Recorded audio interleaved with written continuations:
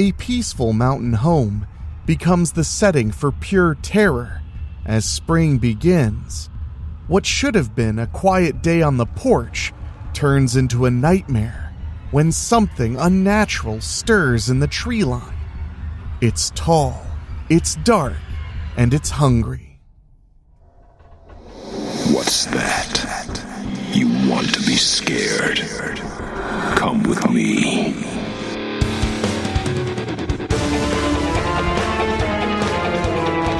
You will experience tales of horror, ghosts, and death. It is not recommended for the weak at heart. Listen in the dark. It's more fun that way. This is Weekly Spooky.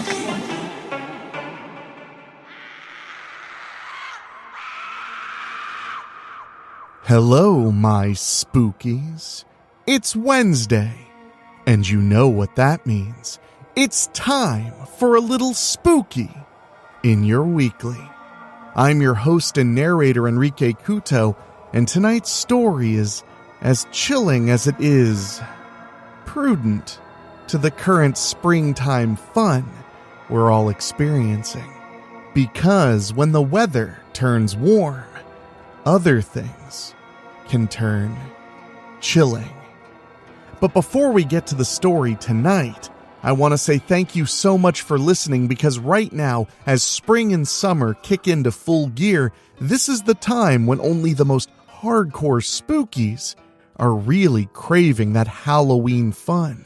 So, I'm so happy to bring it to you every single week. And on Friday, I'll be joined by my buddy Dave to talk about the original Final Destination as we prepare for the brand new sequel. And I want to remind you, the first ever signed edition of a Weekly Spooky and Strickfield book is available exclusively at weeklyspooky.com/April Fool. It's a teen slasher horror novel written by our very own Rob Fields in the Weekly Spooky Strickfield universe, and you can own a paperback copy autographed by the author. That's at weeklyspooky.com/April Fool. But now, as for tonight, they say the woods are alive, that if you sit long enough, they start to watch you back. Some folks hear whispers, others see shadows, but what if the thing in the trees doesn't want to be seen until it's too late? Tonight's story is about a man who loved the view from his porch until one spring day, the trees began to move. So get comfortable, make sure you're subscribed, and we'll get to the story right after this.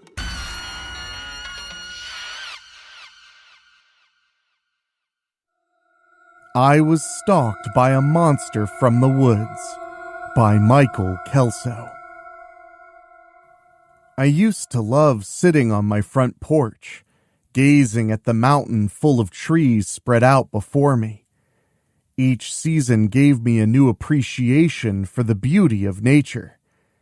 Even winter, which I hate, would color my trees in the most pristine white, making them look like a crowd of bridesmaids dressed in their spotless gowns, waiting for their bride.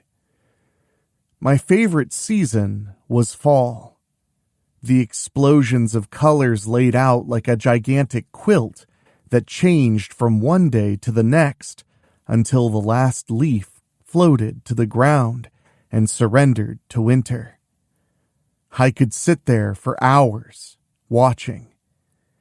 Time would slip away as I admired my trees in total contentment.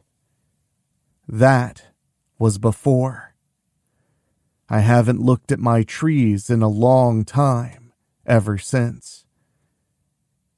It was a beautiful spring day. The blossoms on the trees were full of color right before the leaves unfurled their brilliant spring green. There was a stillness in the air. Usually the wind blows non-stop down the mountain to varying degrees of strength, but it's always there. On this day, there wasn't even a puff of a breeze. It felt good, since the temperatures were only in the lower 70s, but something about it seemed off. My trees stood silent, unmoving, as if they had also noticed the stillness and were awaiting some unseen harbinger of ill tidings. As usual, I took solace from such thoughts by admiring my trees. As I panned through the colorful buds about to emerge, I saw something I didn't expect. One of the trees moved. It wasn't much of a movement, just a subtle twitch of a branch. I shrugged it off as a rogue breeze, but it was only in that one spot. None of the trees around it had moved. This drew my attention, and I focused on the offending spot. It was around 50 yards away, just into the tree line near a field. I picked up my binoculars, which are my constant companion when I sit on my porch, to spot various birds and other oddities. I focused on this oddity to see if it was merely my imagination. Zooming in on the offending branch, it seemed to be nothing out of order at first. But as I gave it my full attention, I noticed something odd. There were no buds on the branch. As strange as that was, the next observation I made was the branch was straight as an arrow. Intriguing, but hardly conclusive. But there were several other small branches growing straight up out of it. None of these had any buds either. These facts swirled through my mind, creating half-baked conclusions, when, without warning, the branch moved. I watched with rapt fascination as the branch moved straight up. It wasn't like a breeze had caught it and waved it around as branches are wont to do. It went straight up, staying completely level as it was before. This curiosity captured my total attention as everything around me ceased to exist until I solved the riddle of the moving branch. Fanciful thoughts of Ents sprang from the favorite stories of my youth and well into my adulthood. I smiled at the foolishness of such machinations. I knew my mind was having a bit of fun with me. It was the only conclusion that made any sense. This entire foray had been my mind playing tricks on me. If only that were the case, I would tell this story with the mirth of an old man spreading flights of fancy. I was about to put down my binoculars and take my mind inside for a nap, where it could venture out into a proper dream, when the branch did the impossible. It moved sideways. It was like I was watching a time-lapse of the branch in its growing cycle, only none of the smaller points on the branch grew. It only got longer. And then I saw it. At the end of the branch, there was a head. I'd seen lots of animals during my time sitting on my porch. Bears, mountain lions, skunks, coyotes. But I'd never seen anything like this. It looked like the bare skull of a deer. There wasn't an ounce of skin on it. It was several sizes bigger than the largest deer skull I had ever seen. It peeked around the corner and its hand grasped the tree. It was skeletal as well. But the worst part was, it was looking right at me, with its empty eye sockets. There weren't any eyes that I could see. My mind didn't give me a minute to ponder if this was a figment of my imagination. I was out of my chair, inside, and locking the door behind me before I knew I'd even gotten up. The last thing I remembered was how high up on the tree the head was. It must have been close to 8 feet tall. I ran through the house, locking all the doors and windows, wondering how much good it would do if that thing decided it wanted in. My closest neighbor was a mile away, and I began wondering if this wouldn't be a good time for a visit. While I stood in the middle of my kitchen, panicked and indecisive, trying to figure out what to do next, I realized, to my horror, that I had left my binoculars on the porch. The thought that this nightmare of a monster would run up and steal my binoculars was totally ludicrous, but if I wanted to check through the window to see if it was still there, they would be quite invaluable. Convincing myself to retrieve them, though, was another matter entirely. Shh, it was only the wind. You're safe. Weekly Spooky will be right back. I slowly approached the window that looked out onto the front porch, as if it were the monster, waiting to grab me and drag me to its lair. With great trepidation and using more than my fair share of courage, I stepped to the window and peeked out through the curtain. My initial reaction was pure joy as I no longer saw the monster in the treeline. I began chuckling to myself for the prank my mind had played on me and making all sorts of excuses for what the apparition was. The smile fell from my face when I saw it standing in the middle of the field. Not only was it far beyond the horror my imagination had presented, but it was a good 20 yards closer to my house. The nightmare stood easily 8 feet tall and had a massive rack of horns that went straight out in either direction, at least 3 feet. What I could see of it was skeletal. There was no skin at all, except for the cloak that was draped over its shoulders and fell to mid-calf. The cloak looked rough, like it had been made from the skins of other animals. Those unholy empty eye sockets were staring straight at me. I froze as terror gripped me and managed to squeeze every ounce of fluid out of my bladder. It took a step towards me, then another. I knew there was no way I'd make it across the driveway to my car before it caught me and tore me to pieces. My mind started throwing out anything and everything it could. Call someone was the most plausible. I pulled out my phone from my pocket and dialed 911. 911, what's your emergency? Came the wonderful sound of rescue. I'm being stalked by something, I said. Do you mean someone? No, it's definitely something. Okay, describe this something for me.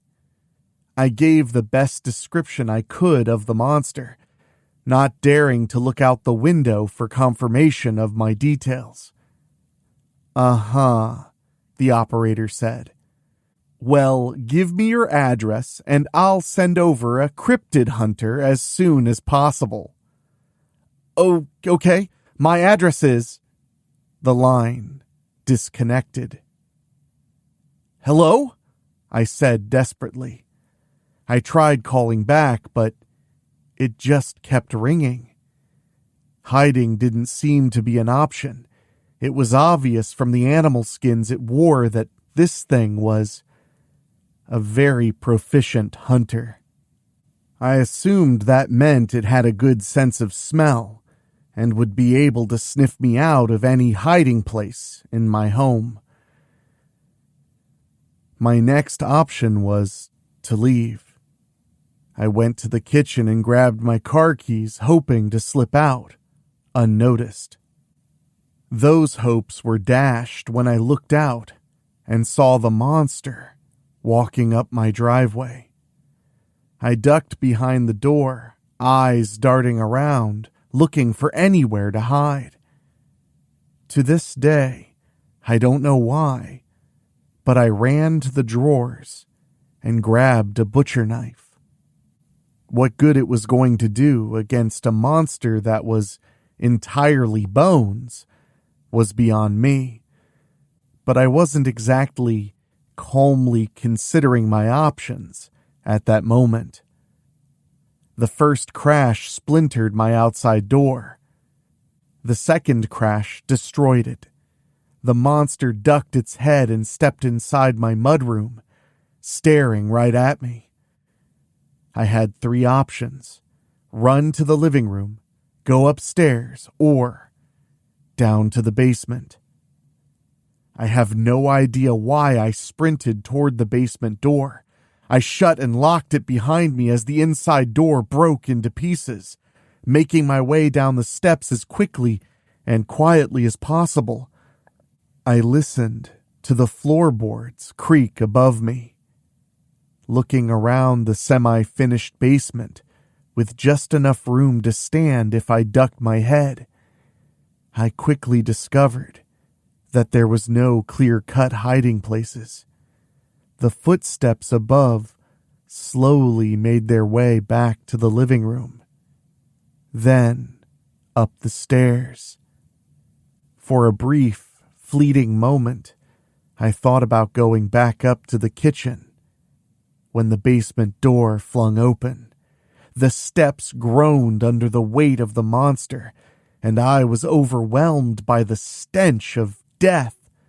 I ran back to the short hallway toward the outside cellar door, but I knew it was too heavy for me to open it from the inside. Standing there, helpless, like a deer in headlights, the oil furnace kicked on. It had been a nice day, but the furnace still kicked on from time to time to keep the temperature where it was set. It didn't run for more than a minute before turning off. The oil tank sat beside the furnace, with both of them set a short space away from the wall. I dashed over behind the furnace and tried to stuff myself between it and the wall, making myself as small as possible in hopes that it might somehow not see me. It wasn't long before I heard the scrape of bone on the concrete floor, getting closer and closer. My life expectancy had shrunk to a matter of seconds. I wondered if anyone would ever know how I met my gruesome end, or would my story be a mystery, an urban legend like so many others that live near forested areas and suddenly disappear, never to be seen or heard from again. Don't go away. Weekly Spooky will be right back. The sniffing was my death knell. It drew closer as the horns appeared in front of me. My only advantage was the horns couldn't fit between the oil tank and the furnace. I celebrated a small victory that this hellish monster would at least have to put forth some effort in order to get me. It struggled to reach behind the furnace, almost to me. The only thing that stopped it was leaning against the furnace and drawing back as it cried out in pain from the heat. Realizing my hiding space was compromised, I darted behind the oil tank, hoping the bulk of the tank would hinder it. I scooched as far as I could into the corner. There was only a small clearance between the tank and the wall, maybe a foot. I knew it couldn't get in here, but that didn't mean it couldn't reach me. Its arms were incredibly long. I watched as it seemed to be confused as to where I'd gone. The sniffing started again as it tried to locate me, but it seemed to be having problems. The fill pipe for the oil tank had a small leak. I'd wrapped rags around it, but there was still some oil in the rags. It seemed like the smell was throwing it off. For one brief moment, I saw it take a few steps away from me and my hiding place. It seemed like, by some miracle, I might be saved. It turned back toward the steps and seemed like it was leaving. I breathed a sigh of relief. Just then, it stopped, turned, and came straight toward the oil tank. It slammed its bulk against the tank, making the metal groan from the stress. It backed up and slammed into it again. This time I could see the metal bracket that was bolted into cement to keep the tank in place. It was starting to bend. I didn't think such a thing was possible, but after the third slam, the bolt broke. The tank teetered precariously toward the furnace. One more slam and the front bracket broke. The tank listed on its side, falling in slow motion toward the furnace. As the tank fell, the intake pipe broke loose. There was now an opening at the top of the tank that was slowly falling toward the furnace. Halfway down, heating oil began splashing out of the opening. The monster didn't seem to care. It had caught sight of me and was pushing the tank down to get to me. I had to stand or the tank would have crushed my leg. As soon as I did, it let out the most ungodly roar. If I hadn't soiled myself earlier, I would have just then. I was stuck. It was checkmate. I was trapped in a corner, with an oil tank and furnace blocking my way on one side, and a murderous, unholy abomination on the other. As the tank came to rest against the furnace, it ripped off the side, exposing part of the firebox. Somehow, I'd discovered another horrible way to die. The oil was dripping down the side of the furnace and into the firebox. The intermittent nature of the oil furnace had kept me safe for the moment, as it wasn't currently running. But it was only a matter of time. The oil dripping out of the tank was making an ever-expanding puddle on the floor. I tiptoed further into the corner to stay away from it, but the monster was climbing over the tank and was almost able to reach me. It didn't matter what I did. I was about to die. Its skeletal fingers brushed my shoulder, trying to get a grip. In sheer panic and desperation, I did the strangest thing I think I've ever done. I took the knife that I'd carried with me from the kitchen, shoved it through the arm bones of the monster, and then straight up with every ounce of strength, right into the ceiling. To my great joy, the knife buried itself in the space between the wooden boards and stuck. The monster squealed and pulled back on the offending appendage, causing more damage, but not breaking free. In my moment of triumph, the most unexpected and wonderful thing happened. The oil furnace kicked on. I watched in fascination as the oil that the monster was standing in ignited. The flames quickly engulfed it as it squealed in pain. I scrambled over the downed tank as the fire came towards me. Just before I hit the concrete floor, the monster reached out to grab me. My side was instantly on fire. and for the briefest of moments, I thought it had me. But instead, it tore a gash in my side. I didn't bother to look down at the damage, just ran up the stairs and out the door, not stopping until I was in the car and speeding down the road. When I finally got my breathing under control, I pondered where exactly I was going, aside from away from certain death. I reached down and touched my side, pulling away with a hand covered in blood. It seemed to me like my destination was indeed set. The hospital it was. Being 20 minutes away from the nearest town, I wondered if the monster had managed to kill me anyway. Bleeding to death would be better than being eaten, but I'd still be just as dead. Around 10 minutes into my trip, I saw flashing lights headed towards me and heard the siren of the fire truck as it sped past, heading uphill. I assumed they were going to extinguish my house and hoped that monster was already dead. The thought of it killing unsuspecting firemen almost made me turn around to go warn them. But I'd never catch up with them, and if I tried, it would possibly be the last thing I ever did. The thought of losing all the things I'd collected over the course of my life saddened me.